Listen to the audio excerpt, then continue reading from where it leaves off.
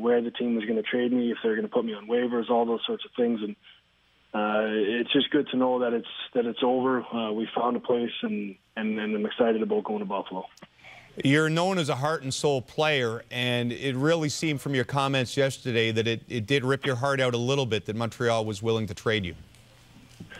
I think it's tough. I mean, the time that you spend in one city and with one team, you try to indulge yourself into the team and commit yourself to winning the Stanley Cup. And Montreal's been nothing but great to me. This city, the fans, the people. I've loved every moment of being a Montreal Canadian and living in the city. So when you get told your days are done, it's a little bit tough. It's a tough pill to swallow for a little bit, but like I said, it's over now, and you turn the page and you move forward. You love playing in a passionate hockey market. There's another one in Toronto who tried to acquire you, and I know they tried to convince you to come. Why yes to Buffalo and no to Toronto, Josh?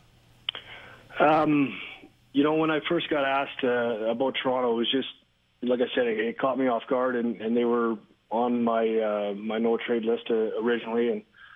And basically, I said no, and I said I need some time to think about this. It kind of, like I said, caught me off guard, and I had to think about what's best for not just me, but my wife and my family.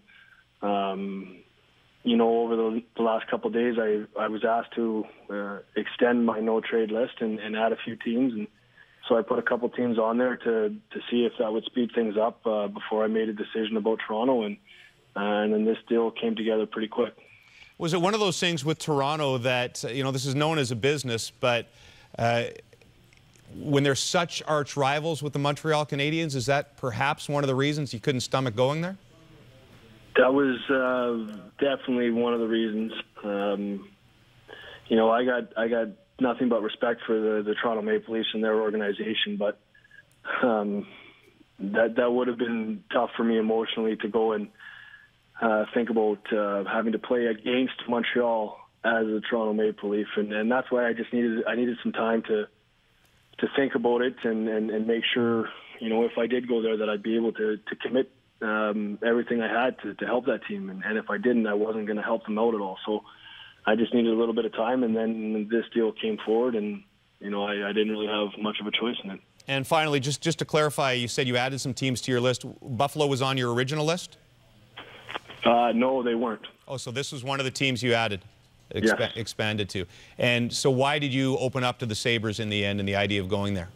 I think I like that, the owner and what he's doing with that team. I think Ted Nolan as a coach, I've always respected him as a coach. I think it's a great opportunity for me to come in and try to be a leader for a group of guys that compete extremely hard. They got a lot of good young talent, and they got a promising future ahead of them. So I wanted to be a part of that. Listen, Josh, I know it's been a whirlwind few days, so take some time to soak it in, enjoy the summer, and we'll see you in Buffalo. All right, thanks a lot, guys.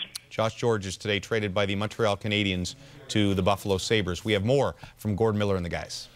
Okay, so we told